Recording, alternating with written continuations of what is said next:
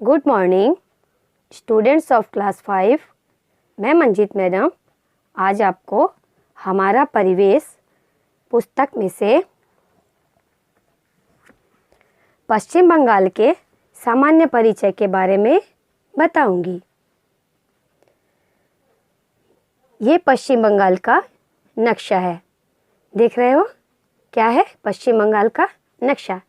क्या आप जानते हो कि पश्चिम बंगाल में कितने ज़िले हैं? नहीं, तो मैं आपको बताती हूँ कि पश्चिम बंगाल में 23 ज़िले हैं। चलिए देखें कौन कौन से। देखिए चित्र में दार्जिलिंग, कालिम्पोंग, जलपाईगुड़ी, अलीपुरद्वार, कूच बिहार, उत्तर दिनाजपुर, दक्षिण दिनाजपुर, मालदा, मुर्शिदाबाद, बीरभूम, पश्चिम वर्धमान, पूर्व वर्धमान, नदिया, उत्तर 24 परगना, दक्षिण 24 परगना, कोलकाता, हावड़ा, हुगली, पूर्व मेदिनीपुर, पश्चिम मेदिनीपुर, झाड़ग्राम, बांकुड़ा और पुरुलिया। कितने ज़िले हुए? 23 ज़िले। क्या आप जानते हो कि नदियों का ढलान किस ओर है? हाँ, तो मैं आपको बताती हूँ कि नदियाँ हमेशा उत्तर से दक्षिण की ओर बहती हैं। देख रहे हो ये नीली नीली क्या है? नदियाँ हैं। क्या है? नदियाँ हैं। देखिए यहाँ दिया है ये गंगा नदी। गंगा नदी उत्तर से दक्षिण की ओर बहती है ना।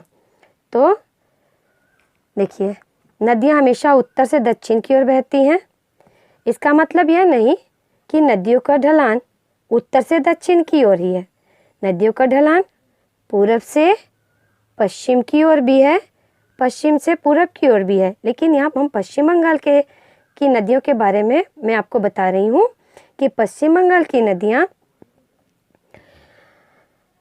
देखिए पश्चिम से पूरब की ओर बहती है और कुछ नदियाँ उत्तर से दक्षिण की ओर। देखिए गंगा नदी उत्तर से दक्षिण की ओर बहती हुई मुर्शिदाबाद में आकर 2 भागों में बंट जाती है। जब ये 2 भागों में बंटती है तो देखिए ये देखिए गंगा बहुत दूर से आती है। यह उत्तराखंड राज्य के गोमुख से निकली है। उत्तर प्रदेश बिहार के मध्य से आकर पश्चिम बंगाल के मुर्शिदाबाद में प्रवेश करती है। यहाँ मुर्शिदाबाद में प्रवेश करती है। इसके बाद यह 2 भागों में बढ़ जाती है। अधिक चौड़ी धारा कहाँ चली गई? बांग्लादेश में। ठीक है, बांग्लादेश। तो यहाँ जाने पर इस नदी का नाम क्या पड़ गया? पद्मा। क्या पड़ा? पद्मा। और इसकी एक शाखा भगीरथी किस ओर जाती है? पश्चिम बंगाल की ओर। देखिए यहाँ प्रवेश कर जाती है। तो पश्चिम बंगाल में भगीरथी नदी पश्चिम बंगाल में जाते ही या किस हुगली जिले के पास जाते जाते इसका नाम क्या पड़ जाता है? हुगली नदी। क्या पड़ जाता है? हुगली नदी। ठीक है, यह अंत में डायमंड हार्बर, हल्दिया होते हुए बंगाल की खाड़ी में जाकर मिल जाती है। ये है बंगाल की खाड़ी। ठीक है, देखिए यहाँ ये दामोदर नदी।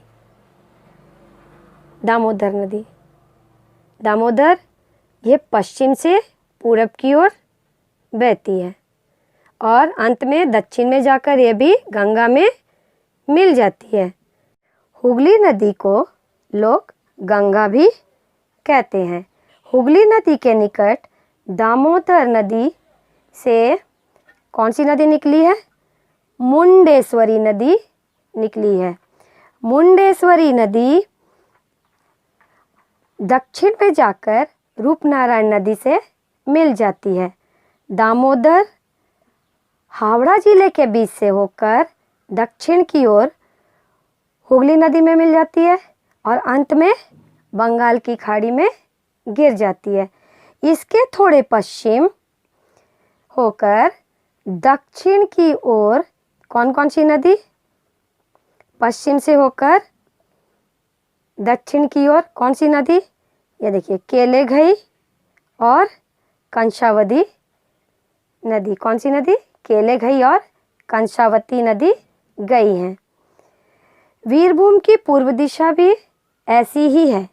यहाँ मयूराक्षी और अजय नदी है। ये नदियाँ वर्षा के समय पश्चिम के पठारी अंचल से जल ढोकर लाती हैं, जिससे समतल में बाढ़ आ जाती है। इस अंचल को पश्चिम बंगाल का राढ़ अंचल कहते हैं। कौन सा अंचल कहते हैं? इस क्षेत्र को राढ़ अंचल। यहाँ सभी जगह मिट्टी कैसी है? उर्वरक है, यानी उपजाऊ है, और कुछ मिट्टी यहाँ पथरीली भी है। राढ़ अंचल के वनों में कौन कौन से वृक्ष पाए जाते हैं? शाल, शैगुन, शीशम, शीरीस, कदम, बबूल आदि अनेक प्रकार के पेड़ यहाँ पाए जाते हैं। पश्चिम बंगाल में कुछ नदियाँ नित्य प्रवाहमान नदियाँ हैं। नित्य प्रवाहमान यानी जिनमें हमेशा जल रहता है, यानी वर्ष भर जल भरा रहता है। ये नदियाँ वर्ष भर बहती रहती हैं, इनमें पूरे वर्ष जल रहता है। कौन कौन सी नदी है? जलंगी, चूर्णी और इच्छामती। तो बच्चों आज के लिए इतना ही। धन्यवाद।